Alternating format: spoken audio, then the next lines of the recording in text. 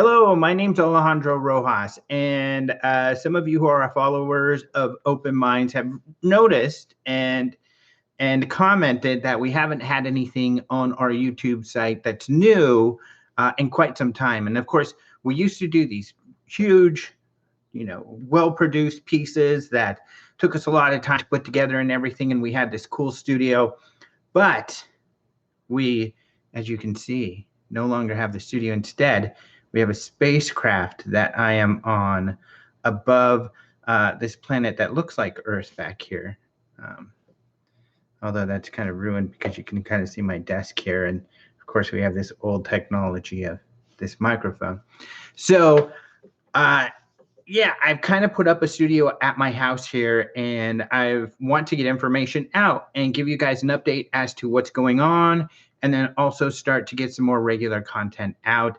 And live is a new thing, and live is fun and cool. So I'm excited to bring some live stuff to you. And you know what's funny is some of you who listen to Podcast UFO know that I'm on there. That's another live streaming show that's done by Martin Willis, and you can see me on that. And you can see this background, although I got this background for you all to start doing this show, and I finally got around to it, and I'm very excited for it.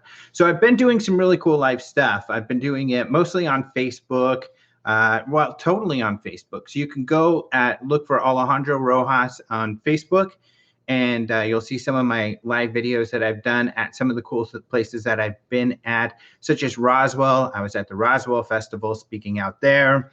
I was at Comic-Con.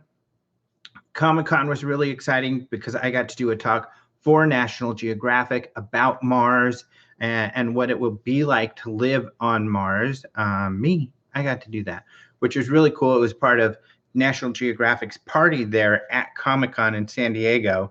And I was accompanied by some NASA people and an astronaut, Leland Melvin, who's a really cool, really nice guy. You can see my pictures up there. But I just want to bring you up to speed of what's the status of Open Minds, what's going on, and then start talking to you all again. And of course, bring you up to speed on some of the latest news regarding UFOs and stuff like that.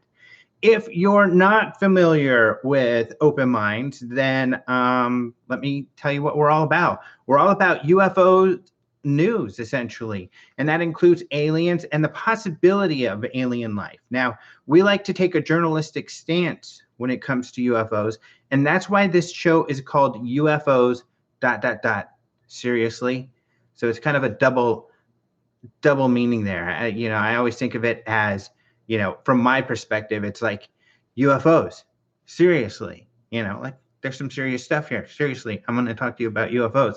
But the other translation would be like UFOs, seriously, with the eye roll, which of course is a response that I get from a lot of people, especially from the science people that I work with. I actually do a lot of science writing. That's why I got to do this talk for National Geographic. I've written for the Huffington Post. I currently write for Den of Geek, and I've written for some other places like the Roswell Daily Record and some other cool things. In fact, check this out. The Den of Geek logo is these little cool sunglass type things, and so you can see these here. Proud to be working with Den of Geek. Now, Den of Geek mostly does entertainment. And there were some people hesitant when I was like, my things, I want to do some UFO stuff. Because, of course, UFOs are big in entertainment. Movies are about UFOs and aliens. What I think is interesting is that when it comes to entertainment about the future, like Star Wars, Star Trek, something like that, although Star Wars was a long time ago, wasn't it? Well, Star Trek's the future. Other examples of the future, Orville. Ooh, I got to interview a producer for Orville, and I'll have a story up on that not too long from now. But we always envision aliens in the future. And why is that? That we'll be interacting with aliens. And my point there is that it almost seems to be like there's something in the subconscious that in our future, that one day it's inevitable that we will be interacting on a regular basis with alien civilizations. I think that's really interesting. So The reason I'm excited about this is that now I can bring, some of what we've talked about at Open Minds, some of the articles we have there on Open Minds to a new audience. And what's cool, some of you, like, UFOers and stuff like that, we're really into X-Files. We're really into sci-fi and stuff like that for the most part. I'm generalizing, of course. But when it comes to engineers and scientists, they're really into sci-fi as well. In fact, a lot of those guys that are dressed up, the adults like stormtroopers or Jedis, are engineers and scientists actually. And so it's engaging kind of that community to get them more interested in this topic. And lo and behold, I think some people were skeptical, but people love the topic, especially right now at this point in time when there's so much serious stuff going on regarding this topic.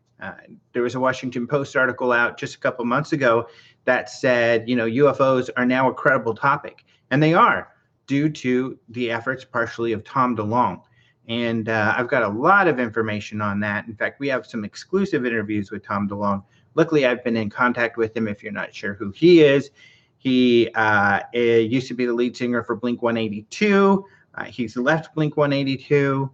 And now he's got his band Angels in the Airways, but he's running this company called To the Stars, where he is putting out movies and books and things like that, but based largely off what he says is his research into UFOs.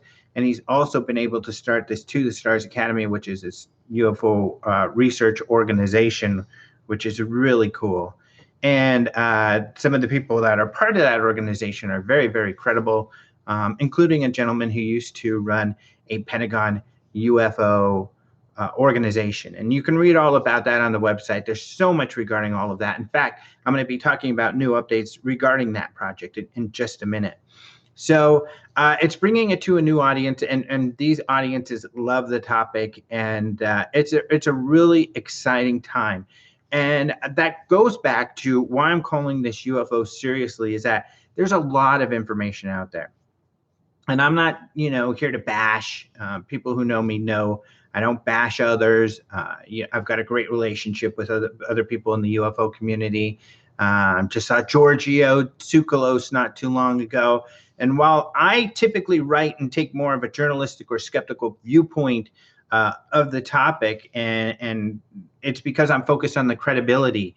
And I want to keep this a bastion for the more credible and serious research into this topic, and have this be a place for people who are serious-minded, who are a little hesitant of speculation or really wild kind of fringe ideas, so we can kind of get together and talk about what is credible. When you're standing around the water cooler and you want to bring credibility to your interest in this topic, what are the things that you're going to talk about? What are those talking points? Or in my case, when you're talking to your in-law who was a colonel in the Air Force, what are those credible topics that you can bring up with these types of people? And there are an abundance of these sorts of credible topics that these people, especially, can't, aren't so easy to shrug off, especially if, these are incidents that are regarding the Air Force or something like that. So it'll be fun. And although, of course, I look at this stuff from a credible or more credible, serious viewpoint, I'm a goofball. I'm a total goofball. Anybody who listens to Open Minds UFO Radio, which is my podcast, which has been ongoing this whole time, know I'm a total goofball. So now you can see me be a goofball live. So what has Open Minds been up to? Open Minds is we've gone through, a lot of people have this idea that there's a lot of money to be made when it comes to UFOs. No, my friend, that is not the case at all. In fact, I don't know anybody who makes a lot of money. In fact, for a little while there where Open Minds had a sponsor and I had like a regular, it was literally for years, I was paid a salary to do UFO research and write about it. I was probably one of the people making the most money in this field, but no longer is that the case. So what we're doing is trying to do other things to keep this going, to keep getting the information out. So really, this whole thing costs a lot of money for a long time. Open Minds used to own the largest UFO conference, research conference, the UFO Congress. That's been running since the 90s. This next year will be the 28th annual.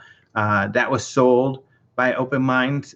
It's something that actually is profitable. It's not like, anybody's making tons of money off of that, but at least it's a way that you need to be profitable to be sustainable. If you're not profitable, then you're not going to be able to continue to do this sort of thing, and you'll die. And that's the whole point. And that's why people, ask for money in this field. And I do not bash anybody asking for money who are using that money to get information out. And that's what the Congress does. So that was sold off by Open Minds, and now my girlfriend owns it. So she bought it. So I'm still a slave to the Congress. But with Open Minds, it was kind of reduced, and the bills were just huge. We used to do a magazine. I don't have one here with me, but you can go online to openminds.tv and you can see what those magazines look like. It was beautiful, really cool magazine. And but that costs money, and we didn't have enough subscribers. All of this costs a lot of money. So our sponsor finally just couldn't put out all that money. So we have really reduced. And so I've had to figure out, and kind of scramble to be able to do some freelance to set myself up so I can be financially okay. And then, and that entailed, building some more relationships and strengthening those relationships with like Den of Geek and others. And that has taken away from Open Minds. And that's one of the reasons we haven't had as much going on. And also figuring out, the best way, the easiest, most efficient way to get information out. And so among stories that we have all over the place, it's doing stuff like this. And I think this live video kind of option is going to be one good way to get that information out. That is kind of a video and fun way to get to a different audience in the podcast, and also to supplement the podcast, because I can let you know what's going on with the podcast and all of that sort of thing. Speaking of which, with the podcast, we will be doing that more regular. So we've got a new one coming up this next week, and it's going to be Mark O'Connell. He was on not too long ago, but he's going to be back. And here's the reason why. This all kind of gets back to Comic-Con. It's to talk to him about, he wrote a book about J. Allen Hynek. Dr. J. Allen Hynek was the consultant. He was a well-known astronomer back in the day. We're talking about the 40s. And he was brought on to help the Air Force investigate UFOs. He was a skeptic. He thought it was all a bunch of crap when he started doing it. But then as time went on, he found that actually, there was something to all of this. And in fact, he's often credited with being kind of the grandfather of civilian UFO research, because he began to research and take the topic seriously way back when. One of his frustrations, and I've got an article actually on Den of Geek. You can check this out. It's called Project Blue Book Exposes UFO Secrets at Comic-Con. And essentially, he felt that he said at first he felt uncomfortable because they were pushing him to give answers. So he was there to help investigate. But once something would happen, they would put him in front of the cameras and say, tell these people what happened. And of course, they wanted a mundane answer. In fact, one of the most popular times this happened was a case in Michigan. And he said what people were saying could be swamp gas. And now that, of course, it's been a big thing. Everybody makes fun of it. Oh, that was just swamp gas. Well, he said that because he was forced to give some sort of answer. And he began to, voice that he was frustrated with the Air Force just trying to answer away things instead of trying to do a real investigation. So he has done some real investigations. He did find very many credible cases. In fact, he went on to start a group and continue to do research after Project Blue Book closed, after the Air Force closed their investigations. he disagreed with the Air Force when they closed them and said there was nothing really that could be gained scientifically from the investigation of UFOs, and that's why he continued. And now there is, and I've got something cool here, a new television show coming out called Blue Book, Project Blue Book, and it's going to be based off J. Allen Hynek. So that's what we're going to be talking to Mark O'Connell about, because he is a specialist on J. Allen Hynek, because he just wrote this book. Now, this is really cool. So Aidan Gillen, oh, my light. There he is, right here.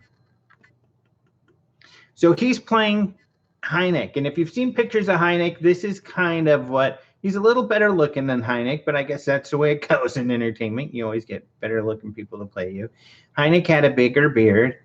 The other thing, but Hynek did have these kind of glasses, and I wore those kind of hats and these kind of clothes. But Hynek also used to have a pipe that he carried around everywhere. In fact, he helped Steven Spielberg with the movie Close Encounters. And he has a cameo in Close Encounters, and it's when the UFO lands, the spaceship lands, and these Air Force guys are coming out, and they are presumably people who were taken by aliens essentially years ago, and they're coming home now, and they're the same age as they were like in the 40s or World War II, because, you know, time, space, and all of this stuff. And so in that scene, there's this guy, you know, scientist-looking guy with his pipe, and he comes out and he looks, what's going on here? And that's Allen Hynek. So, and he had his pipe in that movie. He doesn't have it here. Another thing you can see in this picture is, if you can see there, first of all, this is the rear view mirror, but it's shaped like a UFO, which is kind of neat. But inside, look at this. Holy moly. There's something in the rearview mirror that looks like lights in a V shape. Those are the Lubbock lights, which was a famous case, and that's going to be part of the Blue Book TV show. So this is really cool. They gave this to us at the activation. So when you go to Comic-Con, they have these exhibits, and they call them activations. And I found out from someone recently, I asked people there, and nobody knew, what do they call them, activations? I don't know. They just thought it was a cool name for exhibit. But what it is these are exhibits that are actually activating the media campaigns for these movies. And so part of this, and I went through the activation and I live streamed it on Facebook so you could check it out. And what we did when we went through that Blue Book activation, it was kind of cool. You go in, they brief you on it. You have this military guy, all these military guys, so they pretend like it's this real thing. And they first ask you if you've seen a UFO. I happen to have had a sighting, and I wrote about it at openminds.tv, so you could read about the sighting. But they take your report, and they have one of the real forms from Blue Book, and then they say, okay, at the end of the exhibit, we're going to give you a sketch of your sighting. So it was really cool. They had these artists there that were sketching out people's sightings. And what was also really neat is when we went into the activation, actually a lot of people there had sightings, which I found really interesting.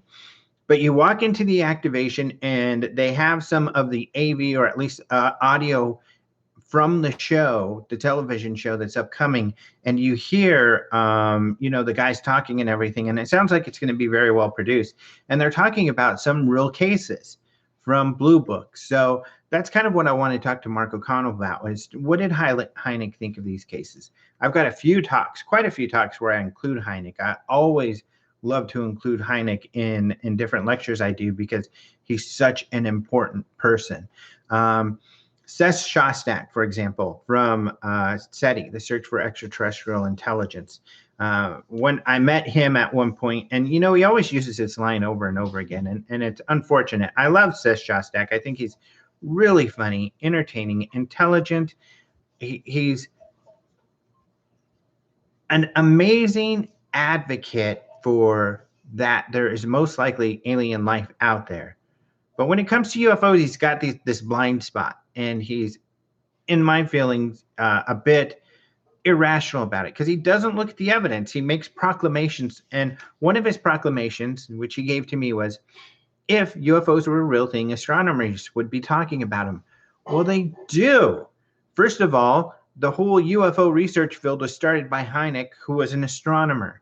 Hynek did a paper for Project Blue Book about astronomers and UFOs, where he demonstrated astronomers have sightings just as much as anybody else out there.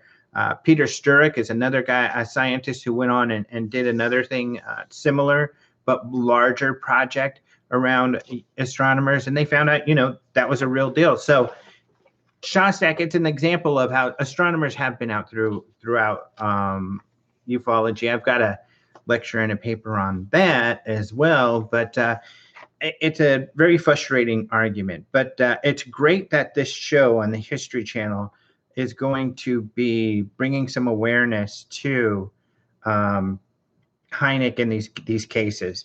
But they also gave us a comic book. You can see here, the activation. So yeah, it's pretty neat. I like it. So one last thing, just because it's here and just for the hell of it, because this is video, so visuals are the whole thing. I also got from one of the other parties a Westworld cowboy hat. Doesn't fit that great because I have my headphones on, and I need my headphones on in order to hear what I'm saying on the microphone, because when you can hear yourself on the microphone, it's more fun because you can make really cool noises, sounds like this. Anyway, so that's what's coming up. Mark O'Connell, and that's Project Blue Book, which is going to be coming up on the History Channel. So keep an eye out for that. History Channel decided to do this because their live action historical television show, Vikings, of course, it's historical fiction. That stuff, for the most part, didn't really happen. It follows some loose timelines, but it demonstrates, what it was like back then. It's been a huge success. If you've seen it, you know why. It's a great program. And so they've decided to do another live action historical fiction short sort of show, which is Project Blue Book. One last question. Someone said, I'm doing my best, and I will do my best to answer some questions. It's just lots of questions streaming by very quickly. But anyway, on the historical fiction, one note too, I did want to bring up, and I do want to talk about because it's really, really cool. I did a talk about Mars for National Geographic, and it's in relation to their television show Mars. Why is this important? This is important because this show Mars, if you haven't seen it, is half documentary and half live action. The documentary part is interviewing people like Elon Musk and some others to talk about what will it be like when we really go to Mars, and when will we be going to Mars? And it's based off of real research. And then they flip over to a narrative where they're showing these people going to Mars and what it'll be like when we go to Mars. This is all very important, which is another reason that makes today's age so important and exciting, is that according to Musk, he really wants to go to Mars in the next couple decades. In fact, you might have seen the news just yesterday. There was like this secret NASA SpaceX meeting, or at least I guess SpaceX tried to keep it secret and it got out there. So NASA, I know, had posted something about it. But it's about Mars because he's still getting ready to go to Mars. So it's really exciting time for that sort of thing. But it's a really cool television program. And I think this program is especially important because if we're really going to do this, there's a lot of stuff we have to figure out still that we haven't yet. That's going to be vital for us to figure out before we go there. So we have to get that all figured out. Anyway, let's get into some of the news. I think I've answered all the other questions and everything I wanted to talk about. But the news, I just wrote a story and posted it today. And I think this is some really interesting news that not a lot of people are aware of yet. And hopefully it could, result in some amazing revelations down the road. So I mentioned earlier the To the Stars Academy, and this group of scientists and intelligence people, actually former intelligence. One of the guys was deputy director of intelligence during the Bush administration. Other career intelligence people are part of this To the Stars organization that was started by Tom DeLonge. So they're a very serious group of people. And like I mentioned earlier, one of them was a career intelligence officer, Luis Elizondo, who in December, the New York Times broke the story that he had been working on this secret UFO project for a long time. He actually got involved, I think he said in 2009, and then he became the lead of this program in around 2010, 2011. We don't have exact dates, but those are generally what he and others have told me when it comes to all of this. But the whole organization started in 2007. Now, I'll cover more about this later because I've talked a lot about it, but I think it'll be important to talk some more about it, and we'll do that in reference to some of the people involved. But for instance, it has turned out lately that they investigated a lot more than UFOs. They also investigated poltergeists, all of this sort of thing. And now keep in mind, this was a secret government program. And why is that important? It's important for a few reasons. First of all, for decades, the government has told us that they have not been interested in UFOs since 1969. Now, many people have discovered documents that show otherwise. Myself, others, one of the best repositories for top secret documents that have been retrieved through the Freedom of Information Act is the Black Vault, ran by John Greenwald. So check that out. You can see that there. But he's got tons of documents that show, yes, in fact, they have taken it seriously since 1969. But nobody's really listened to the researchers, even though they've had these documents. Well, now people are listening because now the Department of Defense has admitted, okay, since 2007, we did have this program. Now, they said they closed the program in 2012, but what they actually did was pull funding. But the program was able to go on without funding. And you can see more of this if you go to the UFO Congress YouTube page. In fact, you'll see an exclusive interview with Luis Elizondo that we did in coordination with Tom DeLonge and the To the Stars.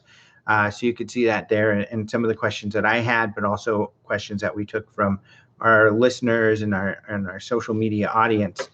But so we talked a lot about all of this, and that has really changed things because they've been taken very seriously.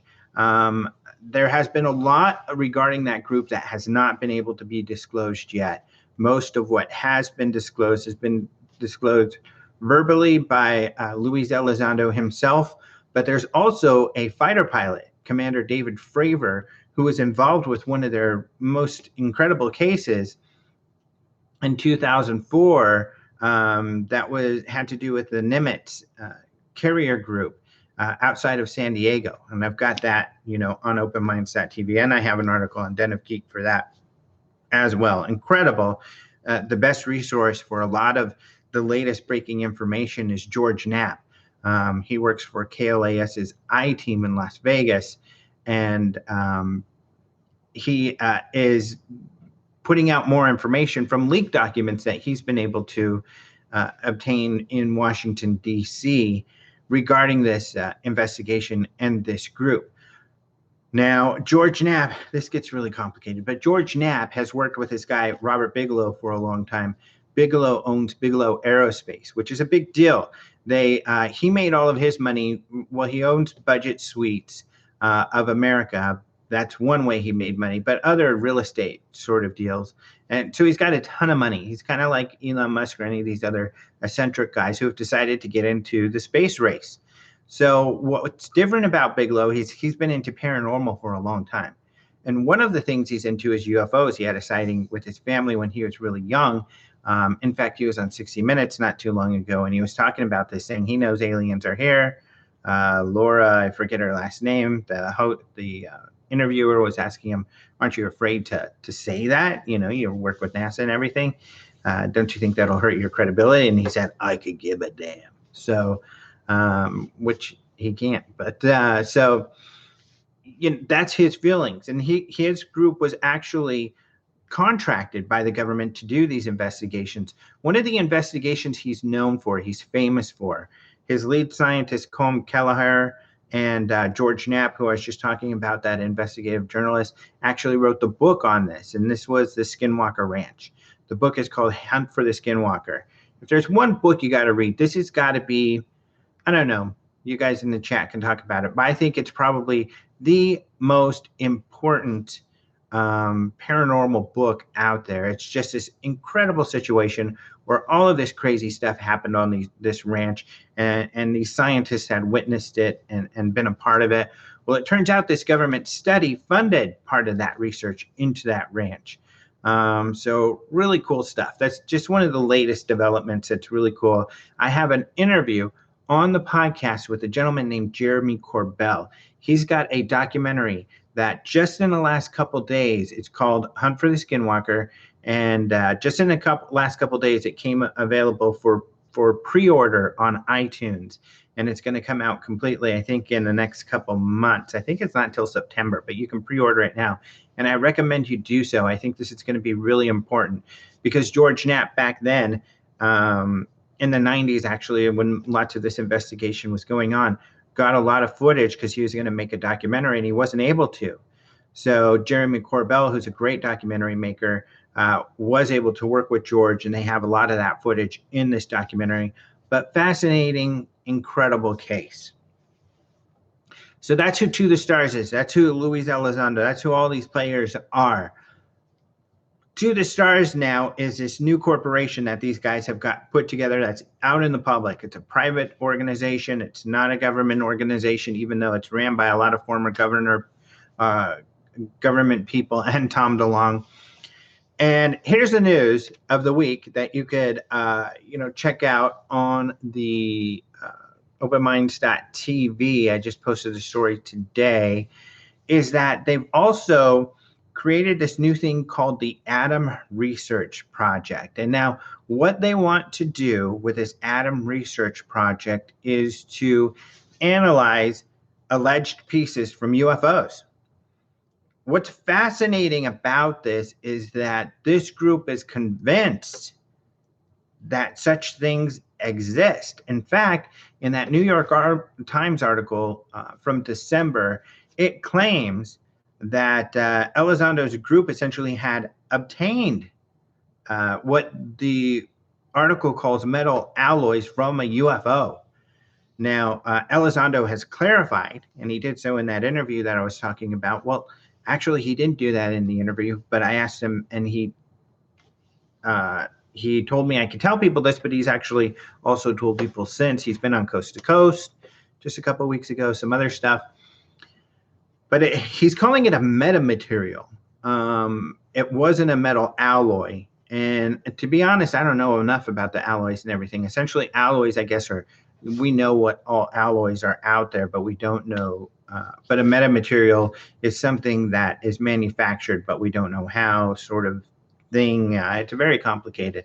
But the point is that they have this sort of material that is anomalous, that at least they believe is anomalous and of unknown origins.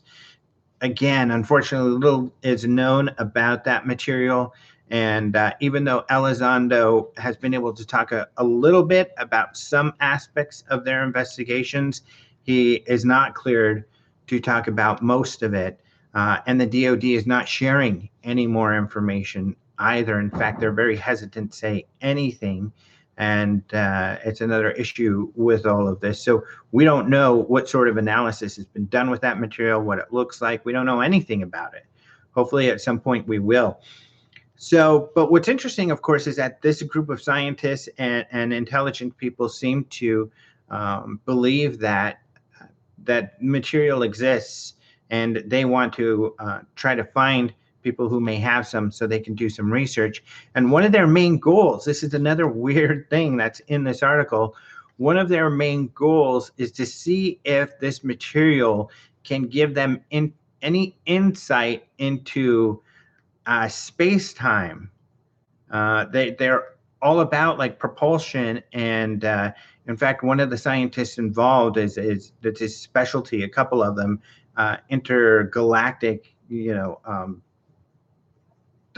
physics of intergalactic travel.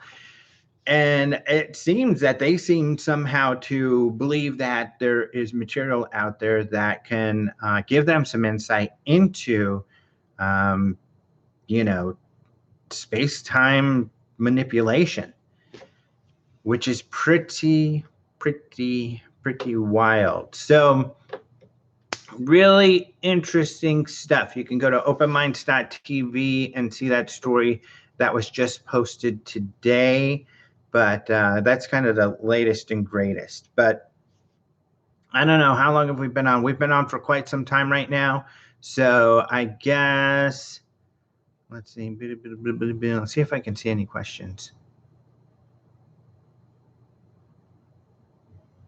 So a lot of comments. When am I going to get an interview with Robert Bigelow? That is a great question. Somebody asked. It's really hard to do. Luckily, I'm friends with a lot of his friends, which is probably almost as good. We got at the UFO Congress that interview with Luis Elizondo. He'll be at the next UFO Congress, which will be in September 2019. And I'm sure I'll have an interview with him soon. I had a dinner with him not long ago, and I'm going to be meeting up with him again in another couple weeks. It's just really tricky because of what they're doing. I mean, a lot of people are frustrated because it doesn't seem like they're getting a lot of information out. But that is because they're really focused on bringing the credibility of this topic to a higher level. And so they're working with their contacts and their colleagues within the government, and within science, and that makes it trickier for them to work with the public. They have to be careful about what they say. And here's the hard part, is they also have to be careful with how it's covered. Because let's say they tell a reporter something, that reporter gets it wrong, and then this piece of information is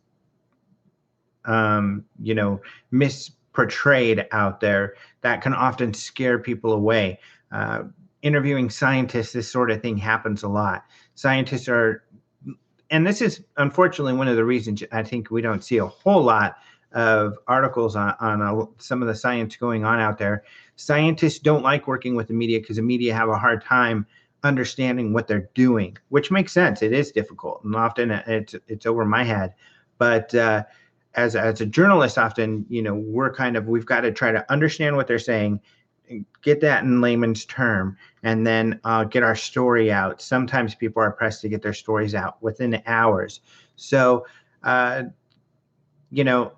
if the information gets out and it's not completely accurate, it can really cause headaches for them. And so it's one of the reasons that we don't hear as much from that organization, I think, as many of us would like to. That they're doing some really cool behind the scenes stuff there. So George Knapp is good friends with Luis Elizondo, and so he got that interview with him on Coast to Coast, just a week or two ago. So that was really cool. And then he was at MUFON, Luis Elizondo, the Mutual UFO Network Symposium. But I don't think he shared anything new there. But it's just very delicate to work with all of these guys, including Bigelow. Bigelow, his main concern, of course, is working with NASA. He's working very closely with NASA. I actually brought him up, and I talked about his UFO interest because I love to bring UFOs up wherever I can, at that National Geographic event, because he is right now, he has a plan for a habitat on the moon, and the president wants us to go back to the moon. Well, he's the only guy with an actual plan for a habitat on the moon right now. In fact, it's an inflatable habitat, and he has one of these inflatable habitats on the International Space Station right now. And I've been to a couple press things at a couple different NASA facilities, and they have models of these Bigelow Aerospace habitats. So NASA and Bigelow Aerospace are working very closely together. And that's one of the reasons Bigelow is very careful about who he speaks to and when, because he doesn't want to damage that relationship. And, that's another thing kind of behind the scenes that's going on here. Now that this very credible information has been shared with the public, it's a bit of an experiment to see how mainstream groups like scientists or the media digest this information, and you don't know which way it'll go. Fortunately, since December, really for the most part, it has been taken very seriously, and which is very important, because now we kind of have this model for, okay, here's how these media people handled this credible information. Here's how these scientists handled the information, and it kind of opens doors. You can see, who is open to credible information about this, and then you begin to understand your landscape a little better and who you can work with, and what might be some avenues for some partnerships to open up this discussion and this information even more. So it's very difficult. You have to be very careful, and especially when you're working at these levels, that everything is nuanced. You've got to approach people in the way they're used to being approached, and in a manner that they see as professional and credible. So that's what everybody's trying to do, and everybody's trying their best to get more information out there. And right now, it's going really well. So I think that we haven't had any negative pushback from NASA regarding Bigelow's involvement with this, at least UFO research. Not many people know about the paranormal stuff. So I'm going to have a Den of Geek article out about that. But and Jeremy's documentary is going to talk a lot about that. He even said there were DOD or DIA agents at Skinwalker Ranch, part of these investigations into this weird crap.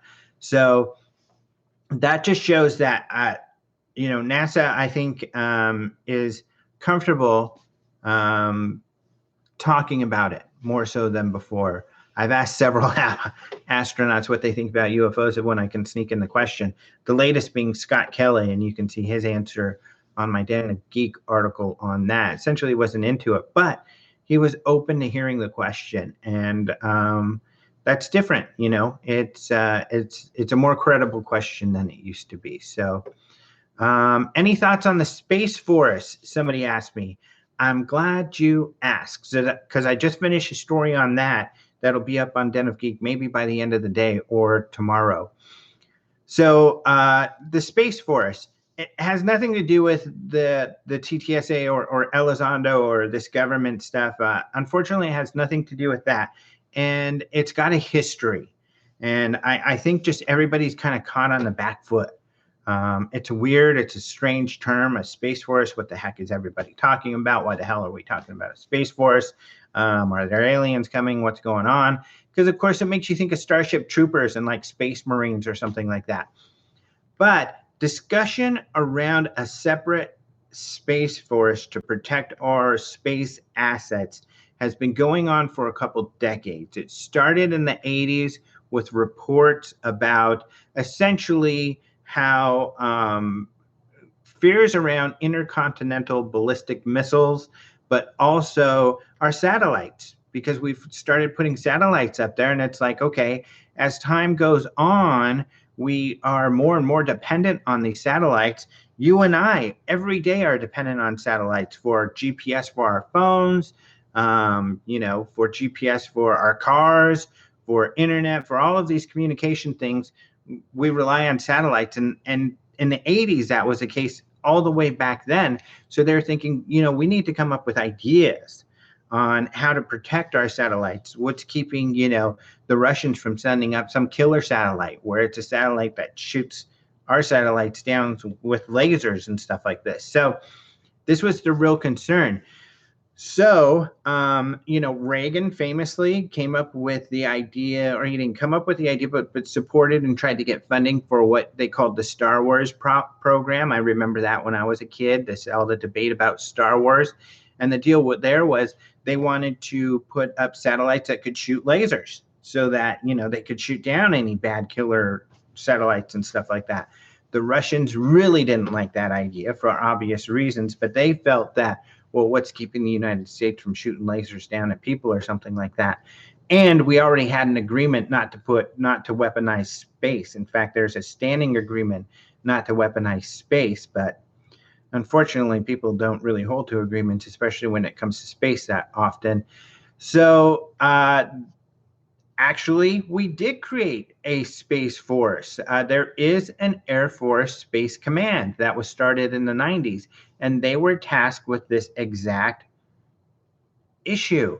In fact, NORAD, Cheyenne Mountain, if you've seen the movie War Games, right at the base is Peterson Air Force Base outside of Colorado Springs, and that is the headquarters to U.S. Air Force Space Command.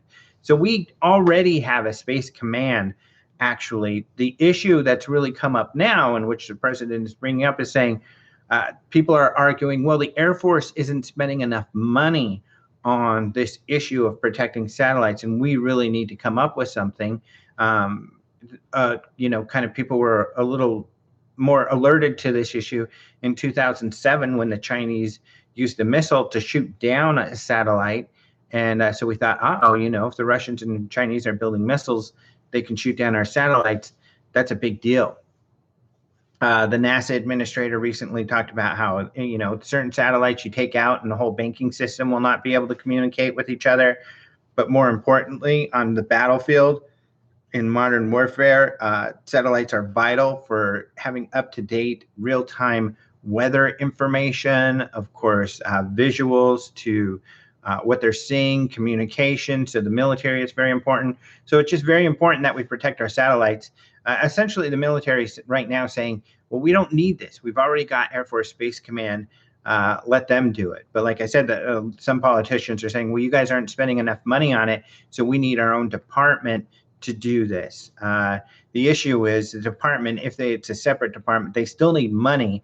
And where are they going to get that money, especially in times like now, where for years the military has been tasked with, watching their budget and being more efficient. And that's kind of what the military is saying, is that we don't even have the money to do this right now. If we wanted to, we just need to probably, help us beef up the programs that we already have in this arena. So that's what the Space Force is about. The Space Force, essentially, it really should be called something like space defense or, protecting our satellites. That would be, accurate, and the conversation has been going on. The only difference is really that now they're pushing this idea even harder to have this separate organization, and that the president is calling it the Space Force, which just kind of elicits these really, like I said, Star Trooper kind of ideas. And so lots of people, it lends to kind of like with UFOs, a lot of people making fun of the whole thing. But yeah, protection of our space assets is a real concern. But we certainly aren't going to have, unfortunately, any space troopers anytime soon, for better or worse. So there we go. What are my thoughts on TTSA in relation to government insiders going with public with no backlash versus UFO witnesses? Well, that's a really good point. UFO witnesses being harassed by MIB or military. So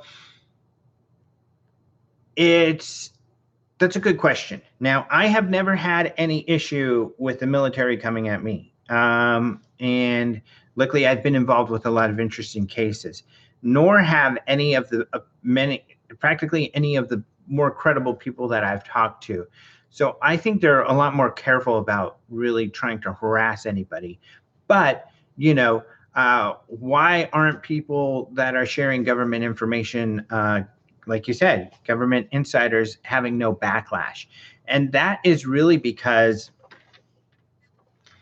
well, what Elizondo's done is very smart. So what Elizondo has done, I keep saying this. You may be familiar with Nick Pope. Nick Pope worked for the Ministry of Defense in the UK at their UFO desk. So they had been investigating UFOs for many years, actually since the 70s, and they only closed that program in 2008. In the 90s, this gentleman, Nick Pope, used to work for that UFO desk. And much like Hynek, who we talked about earlier, he entered this program thinking, this is ridiculous. What are they doing? Why am I going to have to investigate UFOs? This is stupid. He was upset about it. So after time looking into the cases, he discovered, wow, this is a real mystery. This is something fascinating. So after he retired, he's continued to talk about UFOs and talk about information. But he will often say, and if you've heard him on my podcast, I get him to this point occasionally where he says, sorry, that is not something I can talk about because I am still constrained by the Secrecy Act in the UK. And he will not share anything that is not, that is still secret or classified. Now, according to him, he says he is not aware of even any classified information that is a smoking gun, even though he really believes there's something to all of this. I think it's a really cool story. He's told it on the podcast, but it's about the most incredible UFO picture he ever had when it came to the UK and how it disappeared. But I've got an article on the Open Minds. Look up like amazing UK UFO or Nick Pope and you'll find it there. But Elizondo's the same. It's very similar. He's going to talk about what he can, but he's not going to break his oath or talk about anything that is still classified. And so even when it comes to some of what we know through documents or through leaks, some of that is not, public consumption. So he can't share those things. Now, we do know some things about what he worked on, and he was just savvy enough to get some of it essentially declassified. Now, when it comes to these details, there are people arguing these details because essentially the DoD said that they didn't release at least these videos that he said they did release and that they shared with the New York Times. I can say this. I can say that when you stack up, in my humble opinion, the credibility and the number of people who are verifying that the DoD did release that information, it way outweighs the major with the DoD who is saying otherwise. And when it comes to FOIA, unfortunately, those FOIA offices are wrong or they change their story often. So personally, the consistency I've seen on one end is greater than the other. And I'm confident that we'll see documents soon to back that up, back the word up of those people. So that's essentially it. He's not releasing anything that is not classified. Like Nick Pope, he is on good terms for the most part with his colleagues. And so he has friends on the inside, and that helps as well. So yeah, luckily he hasn't gotten in trouble. Someone like Edgar Mitchell, for instance, did have more of a combative relationship with NASA because Edgar Mitchell, being an astronaut, one of the last people to walk on the moon, he talked about UFOs and his belief in UFOs. He was from Roswell, and he said, Roswell, what they say happened out there really happened. But he did have more of a combative relationship with NASA because he was, but he was kind of into some really fringe stuff and was not working, at least in his later life. Unfortunately, he's passed away. He was just kind of saying what he wanted without kind of checking in, and which is perfectly his right to do so. And many people are happy that he did that. But the point is that you can try to do it in a manner that Nick Pope and Elizondo are doing, where they maintain their relationships and then share information that is okay to share. Maybe when they get older, they'll go the kind of Edgar Mitchell route and just start I'm old. I don't care. You know how that happens. But there we go. That's the show. I better go. It's been about an hour now. Holy moly, the time flies. But we'll be doing more of this. So I'm going to try to do this at 6 p.m. Pacific. No, at least, see, I'm in Arizona. We don't change with the time zone. So right now we're aligned with Pacific. But I may change that up. So, you can reach me at contact@openminds.tv, or you can reach me, make some comments here, or, a better place, because I don't know if I'll be able to look through all of these. A better place might be to go to my Facebook, or emailing is probably the best. And let me know if you have some suggestions. So if you're like, hey, dude, the lighting or the sound, I think that the lighting looks pretty cool. Sounds pretty good too. So I think I might be good there. But if you have any suggestions for time, if you're like, I think this time you'd be better, that time might be there, let me know, because this is the first show. So I'm going to be tweaking this as I learn more about all of this and as time goes on. And this will be fun. So we'll have this UFOs Seriously Live so far right now, 6 p.m. on Thursdays. And I'm going to try to do it whenever. I'm traveling a lot. Luckily, I get the opportunity with these press things to travel all over the place. And sometimes I do UFO lectures, so I'm at different events. But you know what? My phone right here. These things are magic. Ooh. And so I figured out I can stream from it, and I even bought this cool little thing. Where is it? I love it.